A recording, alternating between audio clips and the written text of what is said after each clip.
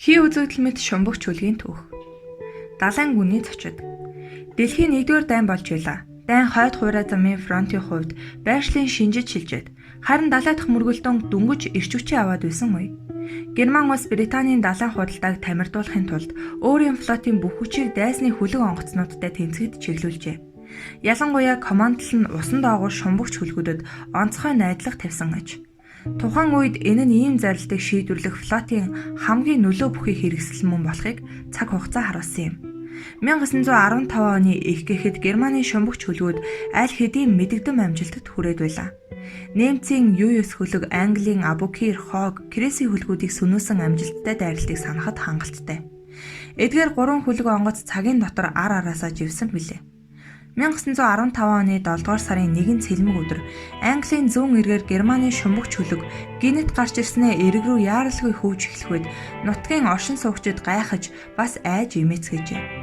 Хэдхэн цагийн дараа салхи болон давлгаа хийдгээ хийж хий үзэгдэл мэт хөлөг эрэг хавийн эсэн хайран руу зөөлөн мөргөөд зогсжээ. Яг одоо л дээд тавхаг нь онгойж хөлгийн тавцан дээр тамхины хайрцагнаас цуух шоргоолц шиг олон дайсны далайчин гарч ирэнгээ байраа эзлээд Манан Альбионы энгийн номхон иргэд рүү үхлийн гал нээхэндэ гэж бодмоор. Цаг явсаар л шумбагч хөлөг эрэг орчмын зөөлөн давлгаанд дэлбэлцэхэд харин тавцан дээр нь урдынх шиг амьдралын ямар ч шинж тэмдэг бий болсонгүй. Нутгийн загасчид шокноос гараад маш болгоомжтойгоор гайхал хөлөг рүү ойртон очиж сониуч зандаа хөтлөгцөндөө зориг гарган тавцан дээр нь хүл тавьцгаажээ. Дээд талын хавхгийг дотроос нь бүхгээ чинь хаасан байв. Усан доогуур шумбагч хөлөг урдынхаараа өөрийн нууцыг хадгалаад тагчиг байсаар. Өөд болгочдын хөлөг. Удалгүй төгшөөрийн дохиогоор усан цэргүүд хурж ирэв. Дайсны хөлөг яг эрэг дээр байна гэдэг тоглоом биш. Чиргүүл онгоцоор хэргийн газар ирсэн мэрэгчлэтнүүд хөлгийн их биед ямар ч механик гэмтэл байхыг хурдан тогтоожээ. Гэвч дотроосоо хэгц татагдж хаагдсан хавхаг нь далайчдын толгойг гачлахад хүргэжээ. Эн чинь юун Трояны морь гэжвэ бас. Дотроо тесрэх бодистой зан гоёвл яана. Шумбагч завны дотор хорт хийтэй баллонууд байгаа юм болов уу? Вильгельмийн кейсер өөр ямар бэлэг барьж болох бол ерөнхийдөө мэдгэдэггүйц хариултаасаа илүү олон асуултууд гарч ирсээр байлаа. Энэ сацуу аль нэгийг шийдэх хэрэгцээ гарсан мэдээж. Англичууд байдлыг сайтар нэгтлэн шинжилж хөлгийн их биеийг ахин анхааралтай судалсны эцэст шумбагч завыг элсэн хайрганаас гаргаад чөтгөрийн онцгой мэт хөлгийг тайван нөхцөлд тавхгийг нь онгоолгоод нэг бүрчлэн судалгаа шийдсэн байна. Шийдснээч гүйцэлдүүлжээ. Шумбагч завыг онгоц завсрын газар байрлуулад мэрэгчлэтнүүд хавхгийг ихэд болгоомжтой онгойлгож байв. Ингээд нүхээр агаар салхи нарийн нэгт нэвтрүүлсний дараа англичууд дотогш оржээ. Аимшигт дүр зураг шууд л тэдний нүдэнд туссан агаад энэ нь жинхэнэ үхэгсдийн хөлөг байлаа. Нэмц усан цэргүүдийн хүүр хаяагүй хөвлөрөн хөвтөж тэгэхдээ тэдний олонх нь үхэл шууд орондоо унтаж авахд нь үргэлжээ.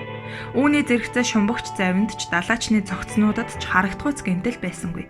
Сэтгэл сэртгийлэм гайхамшигын цаана чухам юу нуугдана вэ? Энэ асуултанд хөлгийн сайтар хадгалагдсан баримтуудад хийсэн нарийн задлан шинжилгээ болон тухайн цаг үеийн Английн тагнуулын мэдээллүүдтэй харьцуулан судалсан хариу өгсөн юм. Ямар ч тач энэ бүхэн хий үзэгдэл хөлгийн бүхийг дотор чухам юу болж өнгөрсөн дүр зургийг их баг аль нэг хэмжээгээр гаргаж харуулсан байна.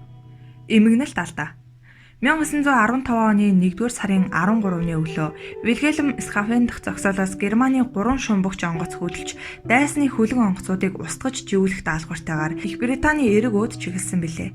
Ю-22 шумбагч хөлгийг дислэгч Хопе, Ю-31-ийг дислэгч Вашиндорф, Ю-32-ыг дислэгч Шпигел нар тус командлаж байжээ.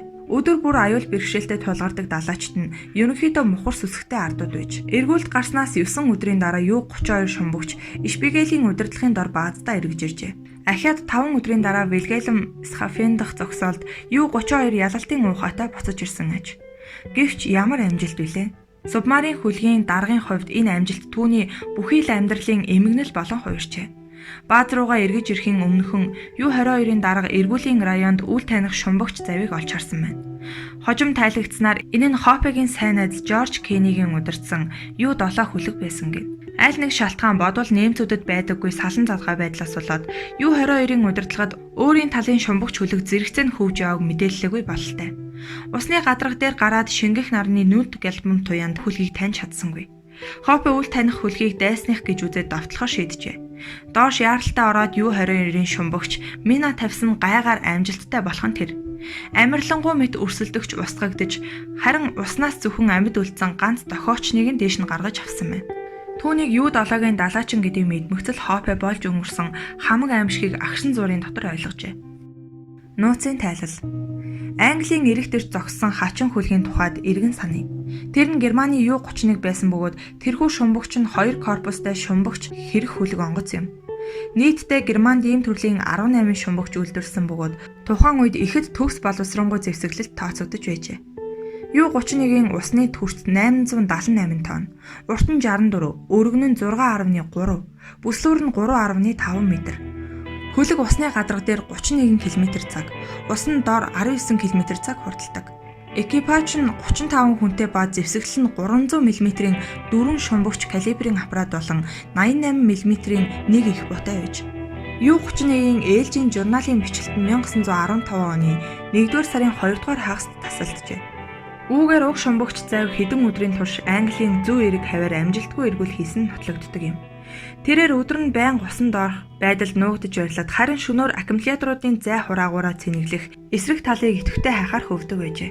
Тэр гамшигт өдөр Ю-31 шөнийн шаргуу ангуучлалын дараа усны гүний хөрсөн зогсож, экипаж нь амархаар хэвтцгээж, цөөн ээлжийн албаных нь л үүргээ гүйцэтгэхээр үлджээ.